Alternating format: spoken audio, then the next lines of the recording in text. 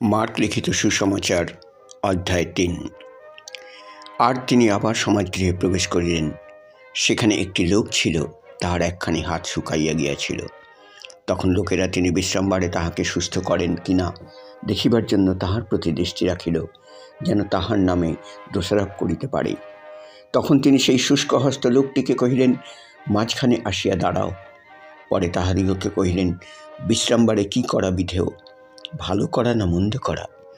প্রাণ রক্ষা করা না বধ করা? কিন্তু তাহারা চুপ করিয়া রহিল। তখন তিনি তাহাদের অন্তঃকরণের কাঠিন্যে দুঃখিত হইয়া সক্রোধে চারিদিকে তাহাদের প্রতি দৃষ্টিপাত করিয়া সেই লোকটিকে কহিলেন, তোমার হাত বাড়াইয়া দাও। সেই তাহা বাড়াইয়া দিল, আর তাহার হাত আগে যেমন ছিল তেমনই হইল। পরে ফরিসীরা বাহির হইয়া তৎক্ষণাৎ হেরোদীয়দের সহিত তাহার বিরুদ্ধে মন্ত্রণা করিতে লাগিল, কি প্রকারে তাহাকে বিনষ্ট করিতে হইবে পারে। যিশুর অনেক অলৌকিক কার্য। পরে যিশু আপন শিষ্যদের সহিত সমুদ্রের নিকটে প্রস্থান করিলেন। তাহাতে গালিল হইতে বিস্তর লোক তাহার পশ্চাৎ পশ্চাৎ গেল।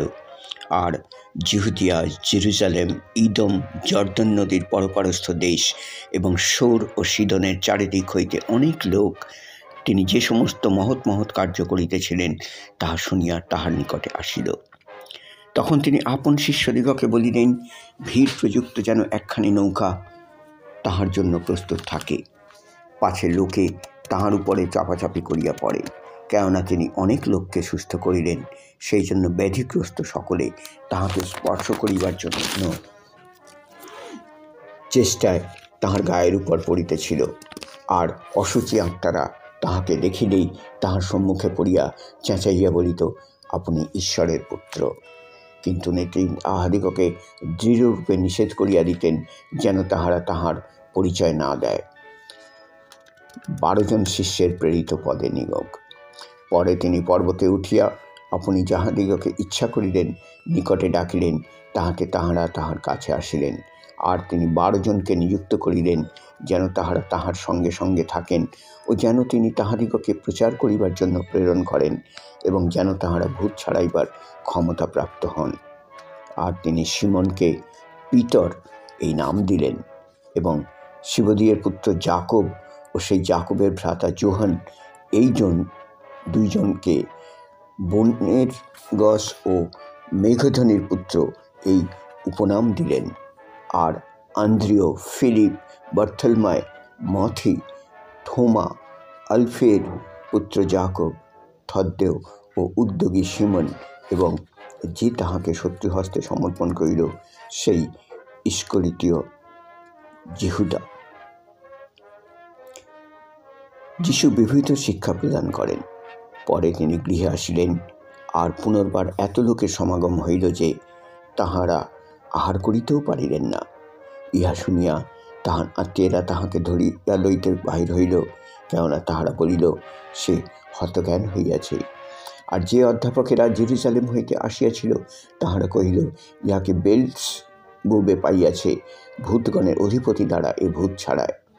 তখন তিনি তাহাদিগকে নিকটে ডাকিয়া দৃষ্টান্ত দিয়া কহিলেন, শয়তান কি প্রকারে শয়তানকে ছাড়াইতে পারে। কোন রাজ্য যদি আপনার বিপক্ষে ভিন্ন হয়, তবে সেই রাজ্য স্থির থাকিতে পারে না। আর কোন পরিবার যদি আপনার বিপক্ষে ভিন্ন হইয়া পড়ে, তবে সেই পরিবার স্থির থাকিতে পারিবে না। আর শয়তান যদি আপনার বিপক্ষে উঠে ও ভিন্ন হয়, তবে সেও স্থির থাকিতে পারে না, কিন্তু তাহার শেষ হয়। আর অগ্রে সেই বলবান ব্যক্তিকে না বাঁধিলে কেহ তাহার ঘরে প্রবেশ করিয়া তাহার দ্রব্য লুট করিতে পারে না, কিন্তু বাঁধিলে পর সে তাহার ঘর লুট করিবে। আমি তোমাদিগকে সত্য কহিতেছি, মনুষ্য সন্তানেরা যে সমস্ত পাপ কার্য ও ঈশ্বর নিন্দা করে সেই সকলের ক্ষমা হইবে, কিন্তু যে ব্যক্তি পবিত্র আত্মার নিন্দা করে অনন্তকালেও তাহার ক্ষমা নাই, সে বরং অনন্ত পাপের দায়ী। উহাকে অসুচি আত্মায় পাইয়াছে। তাহাদের এই কথা প্রযুক্ত তিনি এরূপ কহিলেন। আর তাহার মাতা ও তাহার ভাতৃগণ আসিলেন এবং বাহিরে দাঁড়াইয়া তাহাকে ডাকিয়া পাঠাইলেন। তখন তাহার চারিদিকে লোক বসিয়াছিল। তাহারা তাহাকে কহিল, দেখুন, আপনার মাতা ও আপনার ভাতৃগণ বাহিরে আপনার অন্বেষণ করিতেছেন। তিনি উত্তর করিয়া তাহাদিগকে কহিলেন, আমার মাতা কে? আমার ভ্রাতারাই বা কাহারা?